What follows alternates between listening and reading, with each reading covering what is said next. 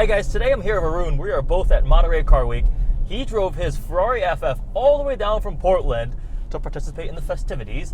I met you. You are the general manager of Portland's Ferrari dealer, which is the longest running Ferrari dealer in the country. Isn't that crazy? That is crazy. 66. Oldest Ferrari dealer in North America is in Portland, Oregon. Makes no sense, but it's true. It is not factual statement. It is not an alternative fact. It's an actual fact. You guys had an insane inventory last time I was there. Let's talk about the FF specifically. So, how long have we had this thing? I think like 2.5 years. 2.5 years? Maybe. I don't know. Maybe 3 years. Put a lot of miles on this thing. Currently 35,639. Not a garage queen. What would you say is your favorite part of this car? Dude, it's the best car in the world. Best car in the world? It's a 12-cylinder Ferrari, which is a glorious, amazing symphony of a thing. And then, you know, I hate to say it sounds stupid, but it's practical, right? Like, I've got 4 seats. You could be in the back. Oh, yeah, I fit in the back. Before we had Steve, and I can't remember your friend's name. Steve and Kent were in back there. They're both 6-foot-plus guys. Oh, yeah. They're not going to do a cross-country road trip in it, but to go a couple of dinner hours. Oh, even a couple hours for sure, yeah. And then you can fit so much stuff in the back. Like right now, I've got a couple cases of wine that I brought down, luggage. My brother-in-law is this huge jazz drummer. He's not physically huge. He's a great, normal size guy who's become very big, famous-wise. We put his whole drum kit in the back and drove to Seattle. Wow. Dude, it's all-wheel drive. Yes. It's comfortable. Yes. My favorite kid when I was younger was a Z3 M Coupe. Okay. And it looks this is like a Ferrari version of an M Coupe. Yeah. Okay. That's right. Is there anything you don't like about it? Nope. Not a single thing? Nope. I love it. I just do. I mean, okay. If I look at it comparatively to the Lusso, I think the Lusso is a more attractive car. Like it's got sharper lines, but whatever. Like I think it's a cool look. I love hot hatches. I like everything about it. So, having driven a Lusso, how do you think the upgrades are worth it per se? Because these are really dang nice value now. So, and I mean, it depends. If you're going for this kind of a car from Ferrari and go over the value proposition, you can't beat an FF. You can't beat an FF, no. But because you're giving up nothing. I mean, Lussos look cooler. The insides are way more modern.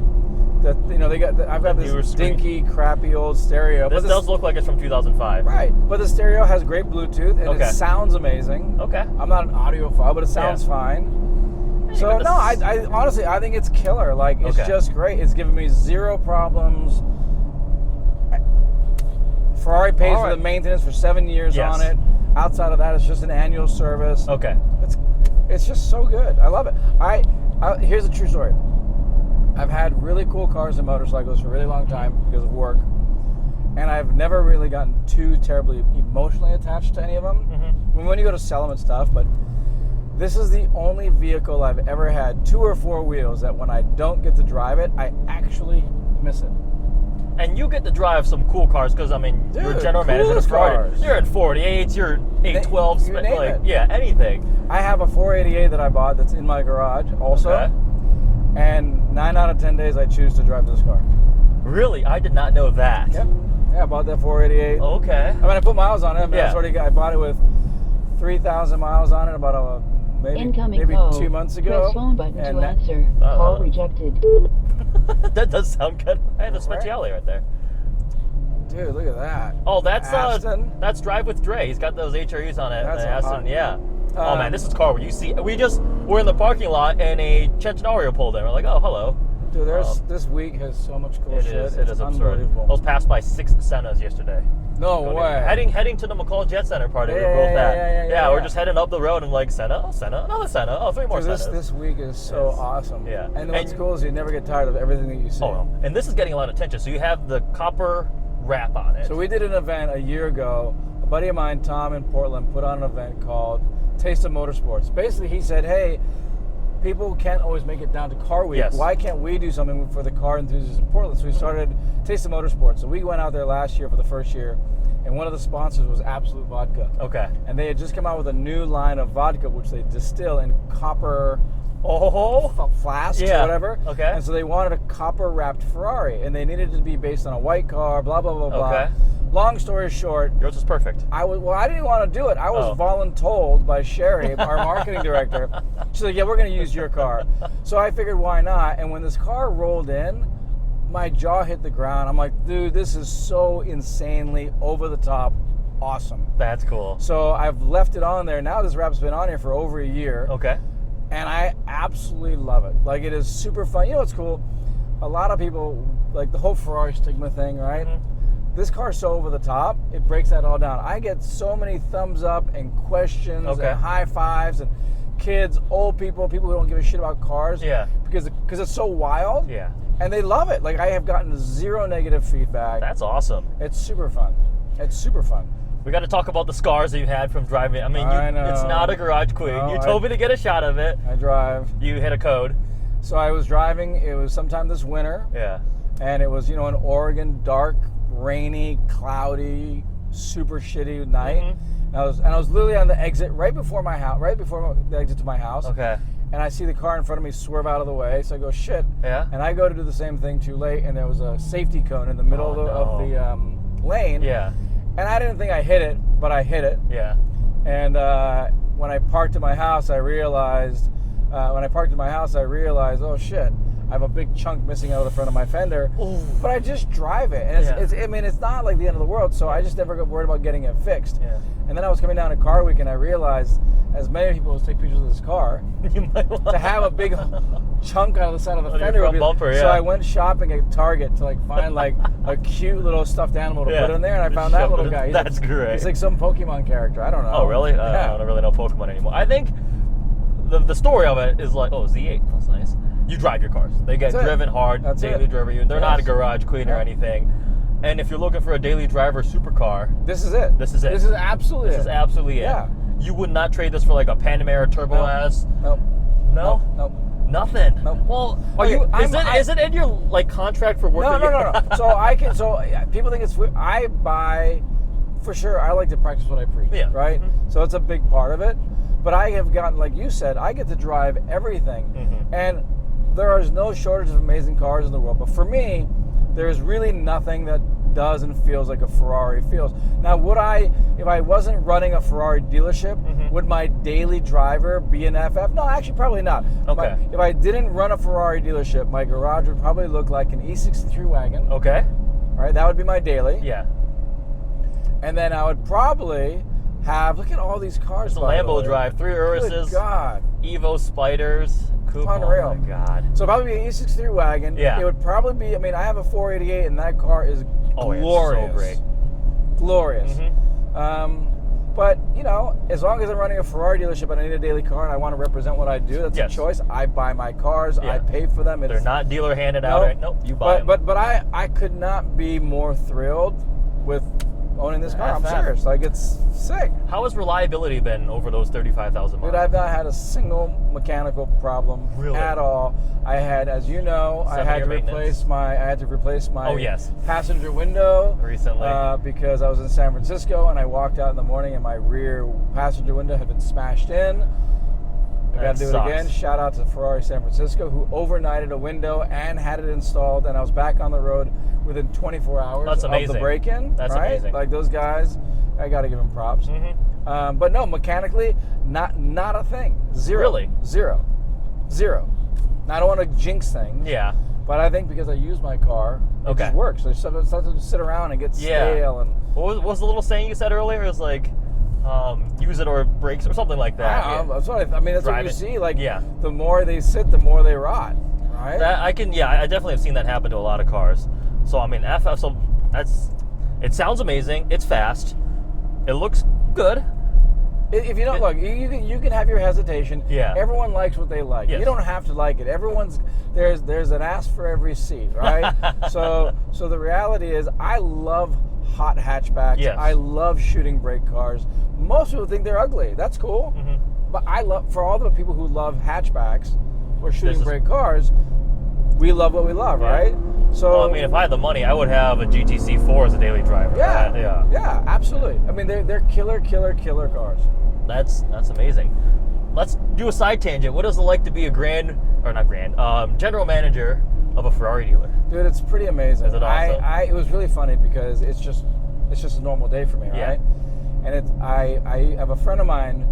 We were talking one day, and she said, I thought what you did was really fascinating. So I kind of looked it up. She goes, do you realize there's like 40 Ferrari dealers in North America? I go, well, yeah, sure. So you're one of 40. She says, well, do you realize that means there's only 40 people that even do your job in the whole North America?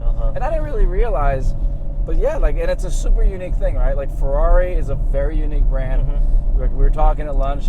One of the reasons I love the brand, besides the fact that the cars are just badass, is it's a company that values relationships above everything else. And so the coolest part of this business is you meet amazing people. Yeah. You form phenomenal relationships all over the world.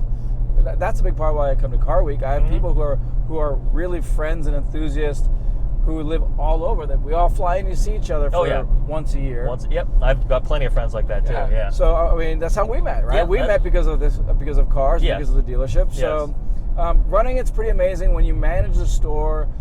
I think the couple of things that are probably truly unique. One, I mean, frankly, the people you meet, right? I mean, clients and everything.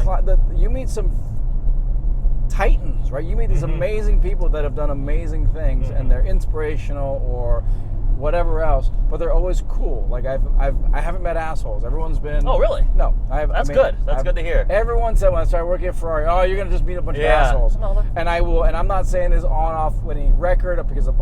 No, like I just have met really cool people. Okay. You get to be around and drive some incredible cars. Yes. I don't like driving cars that aren't mine. So, for example, I have a client who had an F12 TDF. Ooh. Go drive it. Yeah. I'd rather not, right? It's $1 million car. It's just, I'm more terrified than I'm going to enjoy it. Now, if we go for a drive and he's with me, okay, it's a little different.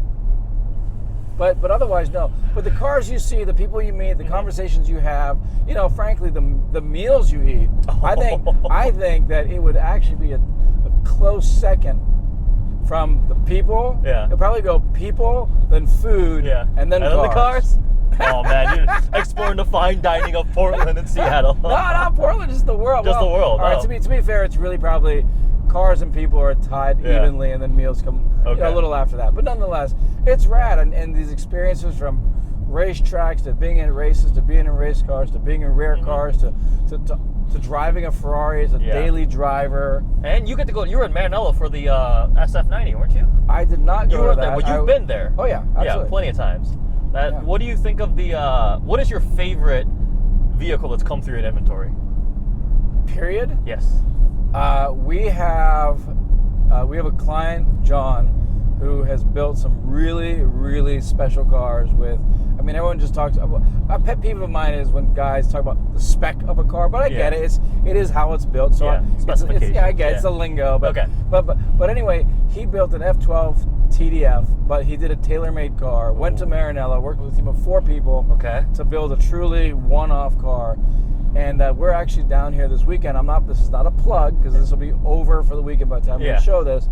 But this car is one of the most beautiful Ferraris I've ever seen, and it's this amazing triple layer white exterior paint with hand painted shields, and the whole car is done in blue carbon fiber. The exterior is glossy carbon fiber, and the interior is matte carbon fiber, all in blue, with this amazing saddle interior and this baseball stitching. Yeah. And, I mean, the car is, dude, it's a fucking knockout. It is so beautiful. That sounds awesome. The tailor-made specs. Some of them get.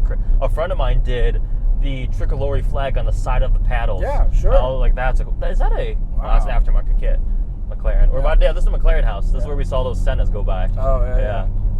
Well, that's what it's like to own a Ferrari FF. Clearly, Arun loves his. Dude, if you can do it, you should do it. Have you don't get snow up there. I wonder how well these do in the snow. You do get snow. You do get snow? Yeah. Have you driven in the snow? I have not because I just haven't, but I would.